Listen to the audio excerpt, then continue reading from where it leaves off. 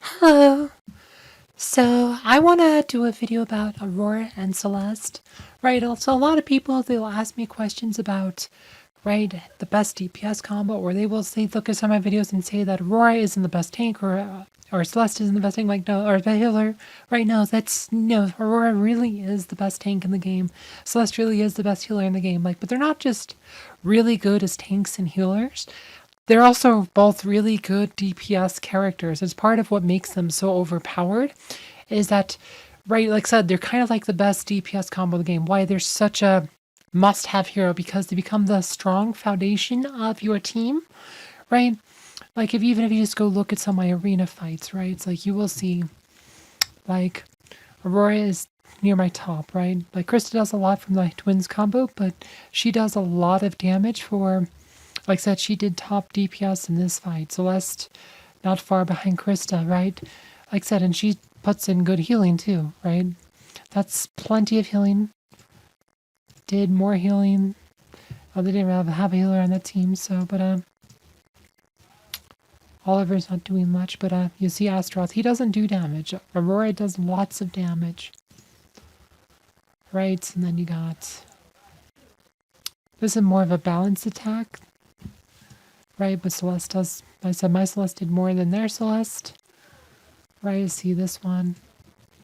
Again, Aurora, almost 2 million damage. Right, it's like, and if you look at some of these fights, right, and it's just because, one, she buffs dodge for the whole team, which makes it really hard for them to hit. Right? Right, and Celeste doesn't do as much against Aurora-led teams. It's another reason to use Aurora's, because Aurora has the best magic mitigation in the entire game. So she doesn't take near as much against from Celeste like every other tank does. Right, again, Celeste can dispel Yasmin's marks that were on Aurora, and then prevent her from putting them on, and then this fight's over in 30 seconds.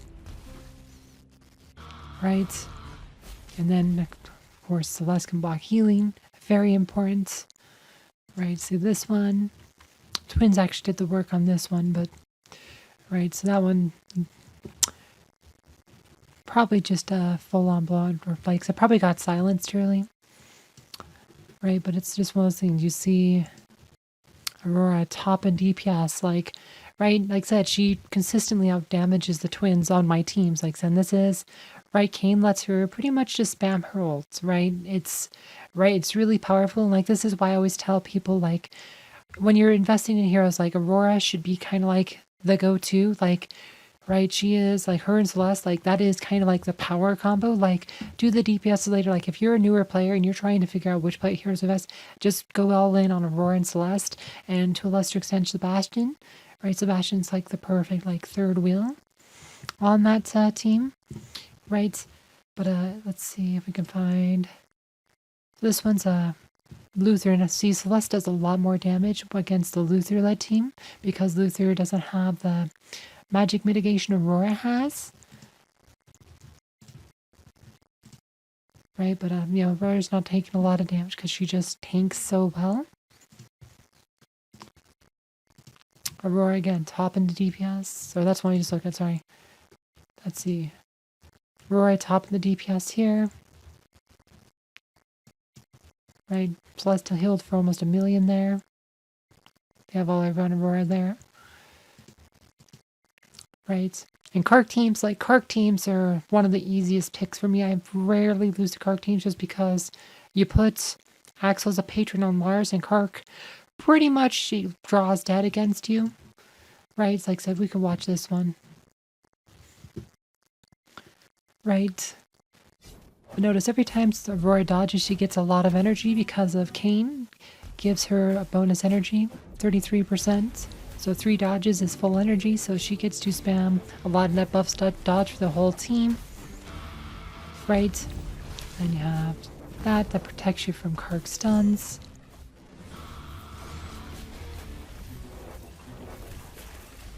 Right, and Lars didn't take damage there. He actually dodged, but right, it's like But if you didn't dodge, like, that's usually how card gets you. You fail dodge roll, then Lars dies. But with Axel as a patron, like, even if he fails the dodge roll, he still survives, and then you just combo off and win. Let's see, this one. So this is a defense. So Krista got that one. Again, there's another Kark team. Right, but then I actually did so my guild battles ran into some of these. See if I can find the one I was doing. Right, so and just to attack a team with just Aurora and Celeste. I used Albus a pen. Right, my Albus is kind of weak, but Albus does good damage, like, on its own. But, like, notice, like, Celeste, she's doing almost 100k damage. Right, I have Merlin patron on her, and then I have Kane on Aurora. Right, but she's doing, like, 100k hits with her basic attack. Right, that's just, and then when she actually buffed her magic there, when that hit was going, so it did, like, 120k. Like, that is some serious DPS. And then you have Aurora spam casting. Look at that. We have 6 dodge buffs up 7. 8. Like 8 simultaneous dodge buffs. Like, the DPS on that. Like, there you go. Their front line's dead. Right now it's just the 2 healers.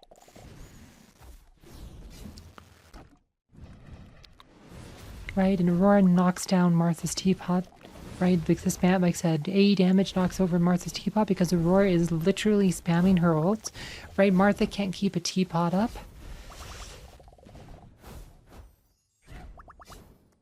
Right, teapot breaks. Right, and then of course Celeste is blocking a lot of the healing as well. And Merlin, as her patron, not only gives her more magic penetration and magic attack, it also lets her use her Cursed Flame more often. Right.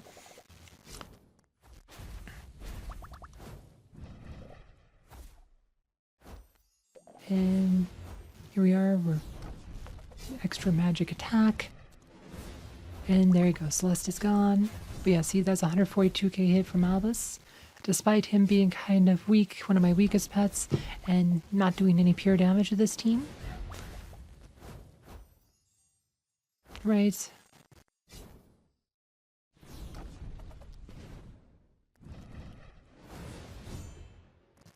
Right, and there you go. Like, Celeste did like 140k hit on the final one. Right, and just look at that amount of DPS. Like, just, right, I was able to beat a full team. Granted, not with full pets, but it's kind of like, it just shows you, like, how powerful these 2 heroes are. It's why I say they are kind of like the must-have heroes. Those 2, along with Sebastian, it's a solid foundation to build on.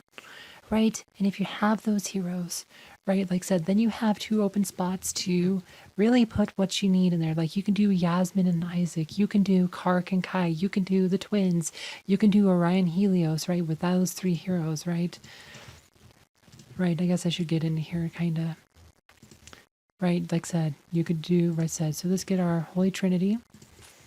Right, so these 3 heroes, these are the best 3 heroes in the game. Like, this is the best foundation you can build a team on, right? And you just take those 3 and then, like I said, just kind of like I did, you could do Orion and Helios, you can do the twins, you could do Isaac, Yasmin, right? You can do, like I said, the twins, right? Like I said, there's not a lot, like I said, actually I've clicked the wrong hero, but should have been Sebastian, not Isaac, but you get the point, right? Like I said, it's just Aurora and Celeste. I mean, they're the best 2 heroes that you should be leveling up early on, like, right, worrying about DPS, like, just worry, like I said, because not only do they provide you good DPS, but they are a solid tank and a solid healer, right, who you can build your team around. So if you're trying to play this game on more of a budget, putting your resources into the, like I said, what I call the Holy Trinity, but especially Aurora and Celeste. I mean, Sebastian's investment can go later, right? Just in putting your investments into these 2 heroes will get you a lot of mileage for the, especially for a new player, but even late game. They are just top tier heroes, absolutely must-haves. And so your investment's not wasted. Anyway, I hope you guys found this video informative. Thank you for watching.